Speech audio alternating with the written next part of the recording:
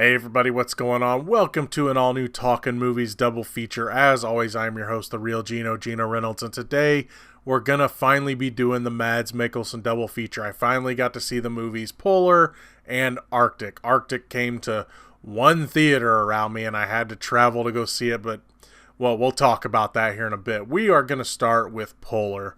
Polar is based on a graphic novel called Polar Came from the Cold from Dark Horse. I've never read it, so I can't tell you how different this is or the same it is from the movie. But what this movie's about, it's about a top assassin named Duncan Vizsla, also called the Black Kaiser, who is going to be forced into retirement, and the assassin company, or whatever you want to call them, owes him like $8 million for all the jobs he's done.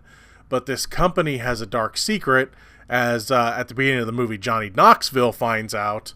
When you're retired, they send other assassins to kill you so they don't have to pay you. Hence, you've done all this work for free, basically, and they get to keep the money. So this is how the plot works out for our main character. He's 50, or he's going to be turning 50 in like 2 weeks. And when he turns 50, he gets this money, but they're going to try to kill him beforehand. I'm not going to claim that this movie is great. That being said, I had a good time watching it. This is one of those movies. Well, first of all, the advertising for this wants you to think it's John Wick, and it's not John Wick. John Wick, the first two John Wick movies are way better than this movie. But that's just it. Other than our character getting a dog for about 2 minutes, the character is, not really much other than being an assassin. He's not John Wick. If this movie reminded me of anything, style-wise and action-wise, it would be something like Smoking Aces, where there's a lot of style, a lot of just ridiculous gore. So that's how I would describe this movie. Is if you liked a movie like Smoking Aces, you might get a kick out of this one. Really, the strong suit of this movie is Mads Mikkelsen. He's, you see all this promotional material with him with the eye patch and everything. In the movie, that's only like the last third of the movie. He has both eyes through most of the movie. And again, the movie is about them trying to come kill his character. And he's just seems to be the type of guy that he knows that something like this might happen, so he's covered his tracks. So the assassins have to, go to like 3 or 4 different places looking for him, and they can't find him, and basically he's gotten the better of them, but then somehow they find out where he is and go after him. When it comes to the villains, all the villains are pretty ridiculous. The leader is a guy named Blute, and he's played by Matt Lucas, whose biggest claim to fame is probably being Tweedledee and Tweedledum in the Tim Burton movies, the Alice movies. And he's just flat out a ridiculous character. In a way, his character reminds me of if, say, little Gideon from Gravity Falls grew up and became like the head of this Assassin's Guild. So you can tell, if you've seen Gravity Falls, you can tell kind of how cartoony that I'm describing here. One character that really surprised me was the character of Camille, which is Vanessa Hudgens, almost unrecognizable. And her character has a story arc that, in a way, is kind of predictable. Minor spoiler territory. Mads Mikkelsen's character keeps having these nightmares of something that went wrong on a job, and you can kind of figure out that Camille is going to play into that. But you can also see that even though Mikkelsen's character doesn't know who she is, he has an attachment to her.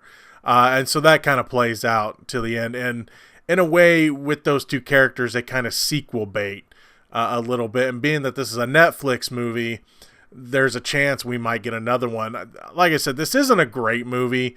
It's a highly stylized, extremely violent type of movie. Again, reminiscent of like Smoking Aces. So if you can enjoy that kind of insanity, you might have a good time with this. You see in the advertising a bunch of shootouts and things, and really there's only 2 or 3 big action set pieces. One where Mads Mikkelsen's character is escaping the villain. You've probably seen pictures of it online of a blood-covered Mads Mikkelsen. That stuff's pretty awesome. And then there's also the scene where you see Mads Mikkelsen wearing a pair of gloves that have like lasers coming out of them. There's a point to that, and that scene's kind of cool too. It's a little short, but it's really neat. In a way, that scene reminded me of the Jack Black Bruce Willis scene from The Jackal. I'll just leave it at that. But yeah, you got colorful characters, a ridiculous villain, a cool quote-unquote hero. He's probably more of an anti-hero. Unrecognizable Vanessa Hudgens. And the movie, again, I'm not going to call it a good movie. I would suggest watching John Wick versus this, but you know, for a good time on Netflix, if you enjoy movies like Smoking Aces, you might dig this movie. Next, we're going to be talking about Artic. This is a tour de force performance from Mads Mikkelsen. What this movie is about, it's a man is stranded in the Arctic. We don't know how long he's been there. We don't know much of anything. You can just see that he's been there a while. His plane has crashed, and he's scraping out an SOS sign. He tries to use this machine that's supposed to either detect when there's radio signals around, or it's a type of radio signal. It's hard to tell exactly what it is. It's a hand crank type of thing. But he has this method where he has it set up, like fishing lines set up and everything, and that's all he eats pretty much every day is fish. So he's been there a while. And early on, you learn that whoever was with him died because there's a grave, and he visits the grave, and he's like, I'll see you tomorrow. They never specify if it's just a friend or a wife. I'm kind of guessing a wife, but again, they don't really say. He ends up finding a signal on his little machine, and he sees a helicopter, and he thinks he's rescued, but then the helicopter crashes. And then he discovers that out of 2 people, one of them survived, and it's him trying to take care of this person, trying his best to figure out where he is. And with this helicopter crashing, he gets some of the tools he needs, because eventually they have to try to make a trek towards like a substation where they could get help. Okay, this movie is pretty much all Mads Mikkelsen. There are 4 people in this movie. 3 of them we see, and the one we don't see, and one of the others are dead. So it's Mads Mikkelsen and this other survivor, or the survivor of the helicopter crash. But she's barely a factor. I won't say character-wise, because her character has purpose, but a lot of times she's out because she's hurt. So it's more Mads Mikkelsen having to talk to someone that can't talk back to him. It's him having to react to all that. And look, if you're a fan of this guy, you'll definitely be more of a fan of this guy in the end. If you haven't really noticed Mads Mikkelsen in anything, you will notice him after seeing this movie. In a way, this movie reminded me of when Liam Neeson was on his own in The Gray, where it's just, there's a sense of hopelessness, but there's also a sense of not giving up. Mads Mikkelsen's character, I mean, there's many a times you can tell just by the look in his eyes that he is considering leaving this person behind, because it would be easier for him to make it. Once he knows where he's going, it's going to be a hard trek, but by himself he could make it easily, or at least somewhat easy. But he's having to drag this person on a sled that can't walk, can barely eat and drink, can't talk. And so you see it in his eyes. It's like, does he go for self-preservation, or does he still help this person? And just the entire time you're watching this, you are rooting for this guy. You don't know anything about him other than the fact that he's been here a while. But you can tell that over the course of the movie, whether it just be sheer will or integrity or what, this guy is someone you want to succeed. You don't know anything about him. You just know he's stranded, and you don't really know anything or much about the other person other than through one photograph. You don't get to know their names or anything. It's just a story about survival. And when it comes to just sheer will, Mads Mikkelsen's character is amazing. The acting from him is amazing.